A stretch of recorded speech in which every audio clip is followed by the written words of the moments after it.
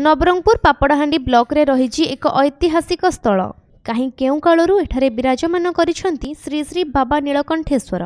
सोमवंशी राजांक द्वारा एही शैवपीठटी निर्माण करा जायथिबा अनुमान करा जाय।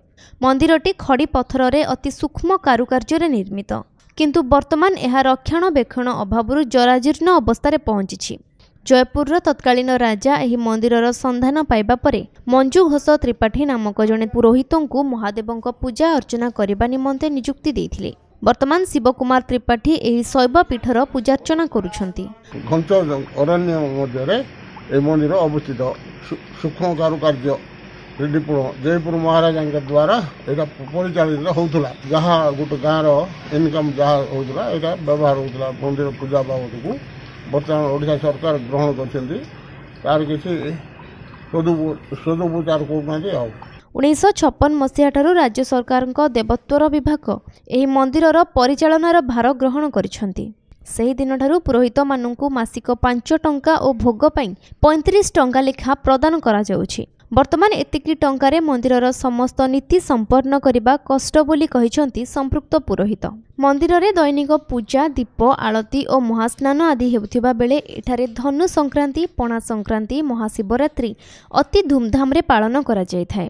अवहेलित माने आज जाए पापड़ाहांडी जो शिव मंदिर रही प्रशासन जिला प्रशासन गत मंडई बेलू चून व्यवस्था करा कहले किंतु करले नहीं। दुखर विषय जे राजनेतार धरी जिला प्रशासन कौन प्रकार पापड़ाहांडी शिव मंदिर प्रति दृष्टि देना। मंडई बेलू जो प्रस्तुति बैठक जिलापाल डाकी थे मु प्रस्ताव देइथिली सबू मो जोटी शिव मंदिर अच्छी सबुटी कार्यकारी होची गर्वराई कले किंतु पापड़ाहांडी शिव मंदिर प्रति चून मारे जिलापाल कही प्रतिश्रुति देकर 100 टंका खर्च करना।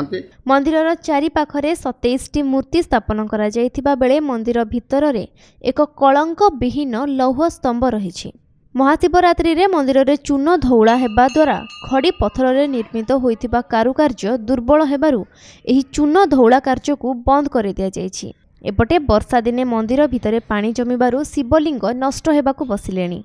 किछि वर्ष पूर्वरु मंदिरर विकास पई पूर्वतन सरपंच जगन मोहन राव जिलापालक दृष्टि आकर्षण करथिले मध्य कौनसी सुफल अद्यावधि मिली पारि नाही। नीलकंठेश्वर शैवपीठ पर्यटन स्थलीर मान्यता पाइथिबा सत्वे एहार उन्नति पई जिला प्रशासन किंबा राज्य सरकार कौनसी पदक्षेप न नेबा दुखर विषय बोली कहिसेंती सहरर किछि बुद्धिजीवी। आगामी दिन रे तार रक्षणाबेक्षण करबा पई डिपार्टमेंट को जणैबी एवं खूब शीघ्र केमथि से मंदिरर पुनरुद्धार करबा संग संग पेट्रोल डेवलपमेंट करबा पई केवल भाव आवश्यक अर्थ जोगाड़ हो पार से आगामी दिन चेष्टा करूँ।